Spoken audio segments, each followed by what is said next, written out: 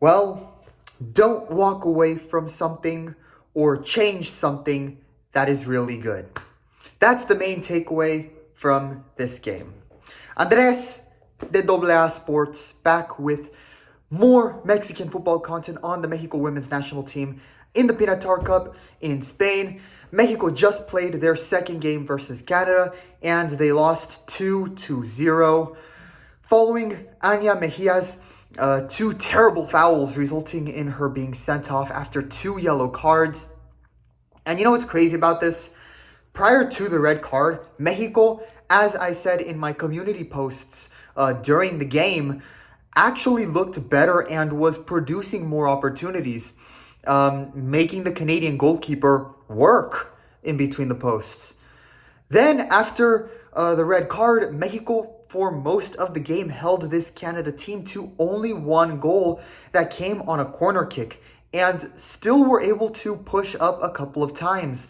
The defense still played well, but Mexico couldn't score because they were missing that 11th player. Mejia was a liability that changed the outcome of this game, a game that Mexico definitely could have won. Final score, the Mexico national team loses 2-0 versus Canada, greatly hurting their chances to win the Pinatar Cup. Here are their grades for this tough and sad loss.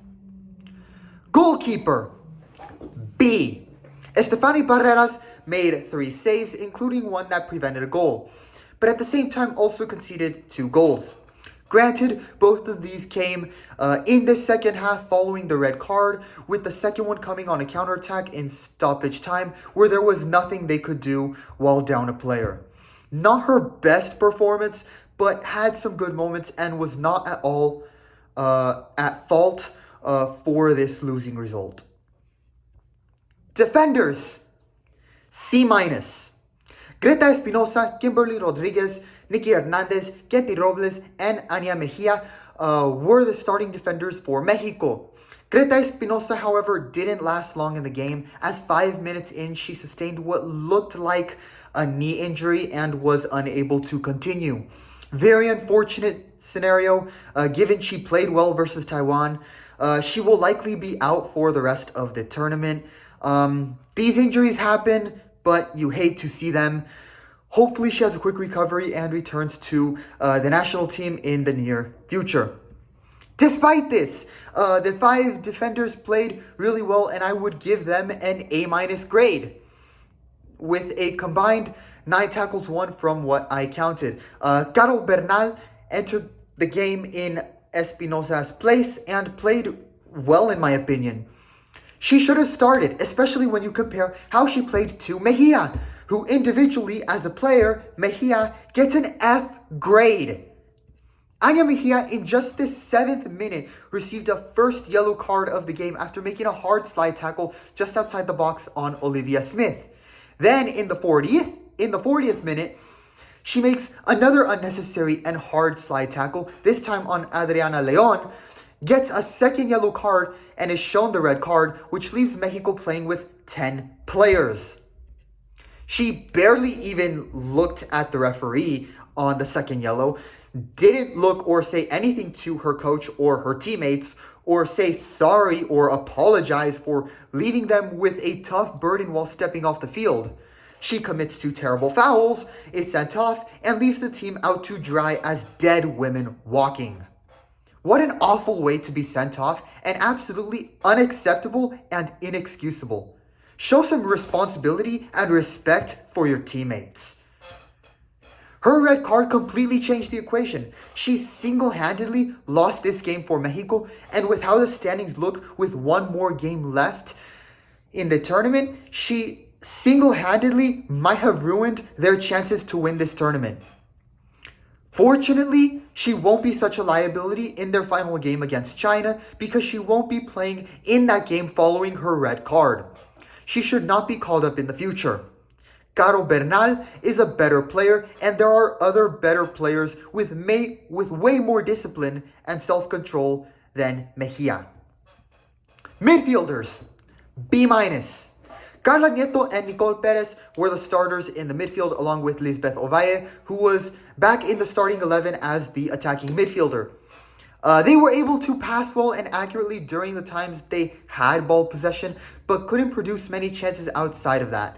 They went through the motions on the field as best as they could, given Mexico was down to 10 players. However, given the defense was for the most part still holding relatively well, the frustration grew in the midfield and was visible in how Lisbeth Ovalle played, who at one point received a yellow card for arguing with the referee. While you do have to be careful in those cases and not get yourself sent off because of that frustration, I understand where it was coming from, especially in the case of Lisbeth Ovalle, and having a bit of that isn't a bad thing in this scenario. It shows how motivated players like Ovalle are, and Ovalle, she really is a heart and soul player of this team. But again, it was a near impossible task given they were down a player. Like I said, they went through the motions on the field as best as they possibly could amid the burden Mejia left the team. I'll say the same thing for the offensive front, who I gave a B grade in this game. Ali Soto was arguably the best player of the game for Mexico. Her ball skills are very good, and she was able to create chances, including a shot on goal that was saved. While playing as an attacking midfielder against Taiwan, and in this game playing as a winger and or second forward, while usually a striker for her club team Rayadas de Monterrey, Ali Soto is an incredible prospect at 18 years old and a talented, versatile offensive player. I was a little surprised that she was substituted at halftime. Jasmine Cáceres was the starting striker, and Delgadillo and Pelayo came in as substitutes in the second half. The offensive front in the first half, prior to Mejia's second yellow, was playing well and creating chances, and along with Soto's chance, had 11 shots with 3 on target, with the keeper having to make 3 relatively good saves to prevent Mexico from scoring. But in the second half, during their 36% of ball possession, they were able to sort of push up, but did not have enough to score or create any really close chances because they didn't want to push up more and leave themselves more vulnerable to a counterattack than they already were, given Mejia's red card was on the defensive side for Mexico. That ended up being how the second Canada goal in added time happened. They tried to push up and somehow tie the game, but the Canadians counterattacked and there was nothing they could do. The offensive front, like the rest of the team, was missing their 11th player and were only able to go through the motions as best as they could. Head coach, B-. This 2-0 loss again showed that this team under his tenure has become more competitive. And with the Canadians being held to only 1 goal for most of this game, despite having a player advantage, shows he really has established an elite defense on this Mexican team. I also really like how he is willing to believe more in young players who show great talent, as he gave Mayra Pelayo more playing time and is even willing to start Ali Soto despite her young age.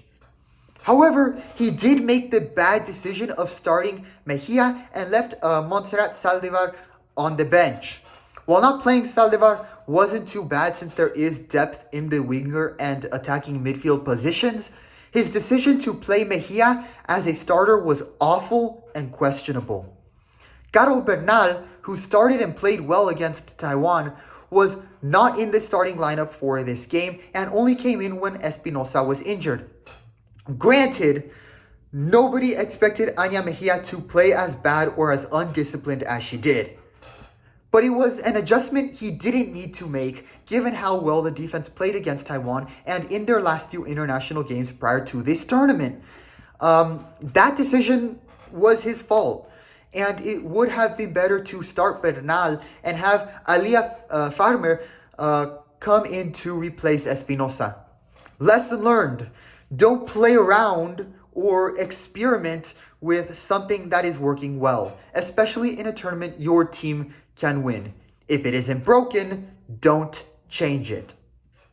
Look for him to reestablish and keep the solid defense that was working before this game going forward. And I wonder what he said to Mejía in the locker room following her red card. Given that was what cost them the game, you have to imagine he had a serious talk with her and that he's going to hold her much more accountable. Look for Mejía to not be on this roster in April when they play Jamaica. Final score, 2-0 Canada, as Annia Mejia's red card single-handedly lost the game for Mexico. I will give the team overall a B grade. It was a terrible way to lose, but it was not because the entire team played terribly. This loss was not the team's fault, and they did the best they could amid the actions of one player who will almost certainly not be part of this team going forward. Yeah, just crazy. Mejia's red card might have single-handedly ruined Mexico's chances to win this tournament. They will have one more game versus China. They will have to win and hope that Canada either draws or loses against Taiwan to win the tournament. If they don't win the tournament, we'll see if they can at least get a solid result against China. Andres from WNT Sports, let me know your opinions in the comments. Leave a like and subscribe. Subscriptions on YouTube are free and they help support my channel and keep you informed on my postings about the Mexico national team. That's all for me in this video. Thanks for watching. Thanks for your support. Vamos Mexico.